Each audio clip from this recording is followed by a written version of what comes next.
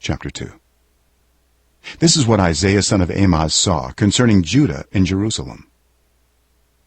In the last days, the mountain of the Lord's temple will be established as the highest of the mountains.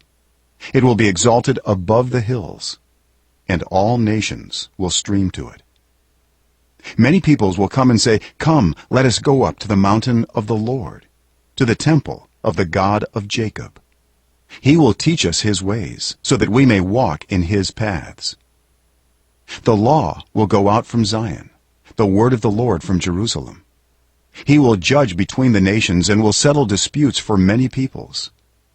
They will beat their swords into plowshares and their spears into pruning hooks. Nation will not take up sword against nation, nor will they train for war any more. Come, descendants of Jacob, let us walk in the light of the Lord.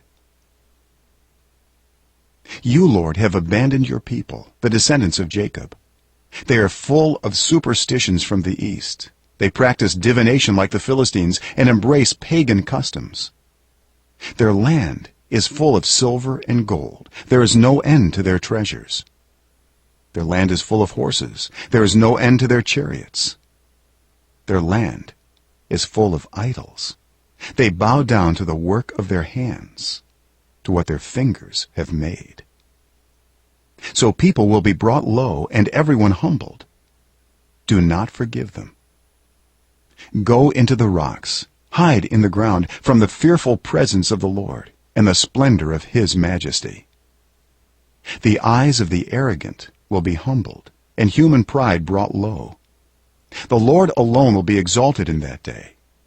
The Lord Almighty has a day in store for all the proud and lofty, for all that is exalted, and they will be humbled. For all the cedars of Lebanon, tall and lofty, and all the oaks of Bashan, for all the towering mountains and all the high hills, for every lofty tower and every fortified wall, for every trading ship and every stately vessel. The arrogance of man will be brought low, and human pride humbled. The Lord alone will be exalted in that day, and the idols will totally disappear. People will flee to caves in the rocks and to holes in the ground from the fearful presence of the Lord and the splendor of his majesty, when he rises to shake the earth. In that day, people will throw away to the moles and bats their idols of silver and idols of gold, which they made to worship. They will flee to caverns in the rocks and to the overhanging crags from the fearful presence of the Lord and the splendor of his majesty, when he rises to shake the earth. Stop trusting in mere humans who have but a breath in their nostrils. Why hold them in esteem?